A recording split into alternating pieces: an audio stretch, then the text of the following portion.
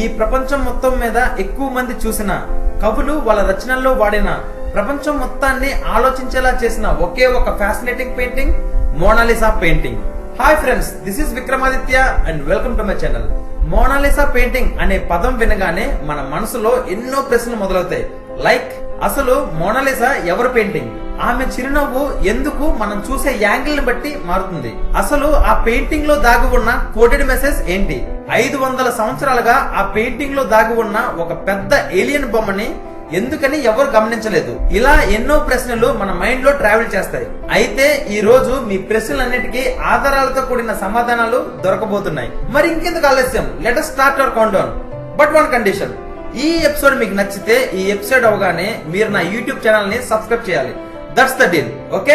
Mona Lisa painting ని గీసింది Leonardo DaVinci. ఈయన 14వ శతాబ్దానికి చెందినవాడు. మన చరిత్ర మొత్తం మీద డావిన్సీతో సమానంగా పోల్చగల వ్యక్తి ఒక్కడు కూడా లేడు. ఈయన universal genius and extraordinary intelligent. ఎంతో మంది సైంటిస్ట్స్ డావిన్సీని greatest person of all time అన్నారు. కొంతమంది అయితే ఈయన ఏలియన్ హైబ్రిడ్ అని, అందుకనే ఆయనకి ఇంత తెలివి ఉందని అన్నారు. జీసస్ కి సంబంధించిన ద లాస్ట్ సప్పర్ అనే పెయింటింగ్ ని గీసింది డావిన్సీనే. ఈయన గురించి చెప్పాలంటే చాలా ఉంది. నా ఛానల్లో గ్రేట్ హీరోస్ అనే సిరీస్ లో త్వరలో ఈయన మీద ఒక ఎపిసోడ్ చేస్తాను. అండ్ ప్రస్తుతం మన టాపిక్ లోకి వెళ్ళిపోదాం. మోనాలిసా మిస్టరీలోకి వెళ్లే ముందు ఈ పెయింటింగ్ కోసం కొన్ని ఇంట్రెస్టింగ్ ఫ్యాక్ట్స్ తెలుసుకుందాం. మోనాలిసా పెయింటింగ్ ని గీసింది కాగితం పైన కాదు, చెక్క పైన.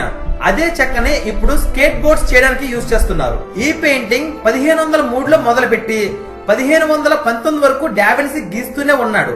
ఇన్ఫాక్ట్ ఈ పెయింటింగ్ ఇంకా కంప్లీట్ కాలేదు. ఈ లోపునే డావిన్సీ చనిపోయాడు. మనమంతా అనుకుంటున్నట్టు మోనాలిసా పెయింటింగ్ మల్లేశ్వరి పెయింటింగ్ లాగా గోడంతా ఉండదు. ఎగ్జాక్ట్లీ అది ఈ సైజ్ లో ఉంటుంది. మోనాలిసా పెయింటింగ్ ఒక స్పెల్లింగ్ మిస్టేక్. దాని యాక్చువల్ స్పెల్లింగ్ మొన్నాలిసా, MONNALISA, అంటే ఇటలీలో మై లేడీ అని అర్థం. ఈ పెయింటింగ్ అంటే ఫ్రెంచ్ రూలర్ నెపోలియన్ కి చాలా ఇష్టం. అందుకే దీనిని తన బెడ్రూమ్ లో తగిలించుకున్నాడు. మోనాలిసా యొక్క లెఫ్ట్ హ్యాండ్ లాస్ట్ ఫింగర్ ని డావిన్సీ పూర్తిగా గీయలేదు. డావిన్సీకి తన గీసిన అన్ని పెయింటింగ్స్ కన్నా మోనాలిసా పెయింటింగ్ అంటే చాలా ఇష్టం. అందుకే తను చనిపోయే వరకు కూడా తను ఎక్కడికి వెళ్ళినా ఈ పెయింటింగ్ ని తనతో తీసుకెళ్లేవాడు. దీనిని గీయడం స్టార్ట్ చేసినప్పుడు డావిన్సీ వయసు 51 సంవత్సరాలు. మోనాలిసా పెయింటింగ్ 1797 నుంచి ప్యారిస్ లో ఉన్న లూవ్రే మ్యూజియం లో ఉంది. 1911 ఆగస్ట్ లో అక్కడి నుంచి ఒక దొంగ ఆ పెయింటింగ్ ని దొంగిలించాడు. తర్వాత ఎగ్జాక్ట్లీ 10 ఇయర్స్ తర్వాత ఆ పెయింటింగ్ దొరికింది. 1951 లో ఒక వ్యక్తి మోనాలిసా పెయింటింగ్ మీదకి రాయిని విసిరాడు. అందుకే మోనాలిసా యొక్క లెఫ్ట్ ఎల్బో మీద ఒక ప్యాచ్ ఉంటుంది. ప్రత్యేకంగా మోనాలిసా పెయింటింగ్ కోసం లూవ్రే మ్యూజియం వాళ్ళు 50 కోట్లు పెట్టి ఒక క్లైమేట్ కంట్రోల్ రూమ్ ని నిర్మించారు. అక్కడ ఈ పెయింటింగ్ బుల్లెట్ ప్రూఫ్ గ్లాస్ లో ఉంటుంది. ఫ్రెండ్స్, ఒక మోస్ట్ ఇంట్రెస్టింగ్ కథ చదివితే చాలు అది ఒక మనిషి జీవితాన్నే మార్చేస్తుందంటే మీరు నమ్ముతారా? కేవలం ఆ కథ మీ పిల్లలకి చదివి వినిపిస్తే చాలు వాళ్ళ జీవితానికి కావాల్సిన విలువలు నేర్చుకుంటారు అంటే మీరు నమ్ముతారా? మీరు జీవితంలో అనుభవిస్తున్నా లేక రాబోతున్నా ఎలాంటి సమస్యకైనా పరిష్కారం ఒక కథ చదివితే చాలు మీకు దొరుకుతుంది అంటే మీరు నమ్ముతారా? Yes, it's possible only with the greatest epic ever told in the history of mankind. It's the Mahabharata. ఈ కథ ఒక సూపర్ హిట్ మూవీ కన్నా 100 రెట్లు గొప్పగా ఉంటుంది. It's a challenge. విక్రమాదిత్య మాటలో రాసిన మహాభారతం పూర్తి కథ 2 భాగాలలో పుస్తకం ఇంకా ఈబుక్ రూపంలో అమెజాన్ ఇంకా 43 ఆన్లైన్ స్టోర్స్ లో దొరుకుతుంది. ఈ పుస్తకం ప్రపంచవ్యాప్తంగా 54 భాషల్లో దొరుకుతుంది. లింక్స్ ఈ వీడియో కింద డిస్క్రిప్షన్ లో ఇచ్చాను, వెంటనే ఆర్డర్ చేయండి. ఎందుకంటే ఇది కేవలం ఒక పుస్తకం మాత్రమే కాదు, ఇది నీ జీవితానికి కావాల్సిన గ్రంథాలయం. మోనాలిసా పెయింటింగ్ ని 1960లో 700 కోట్లుగా విలువ కట్టారు. అంటే ఇప్పుడు దాదాపు దాని ఖరీదు 5300 కోట్లు.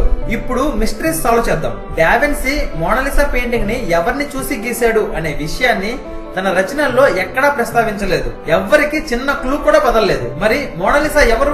ముందుగా సైంటిస్ట్స్ ఏమంటున్నారంటే మోనాలిసా పెయింటింగ్ డావిన్సీ మేరీ మాతని ఊహించి గీశాడని, లేకపోతే డావిన్సీ తన తల్లి మొహాన్నే మోడల్ గా తీసుకొని గీశారని కొంతమంది అంటున్నారు.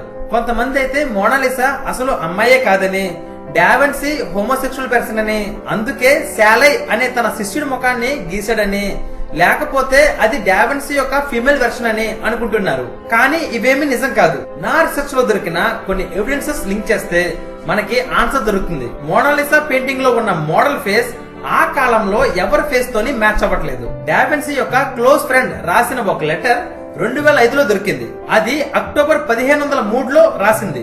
అందులో డావిన్సీ ప్రస్తుతం ఫ్రాన్సిసో డెల్ గైకాండో యొక్క పెయింటింగ్ మీద వర్క్ చేస్తున్నాడు అని ఉంది. గైకాండో యొక్క భార్య పేరు లీసా గెరార్డిని.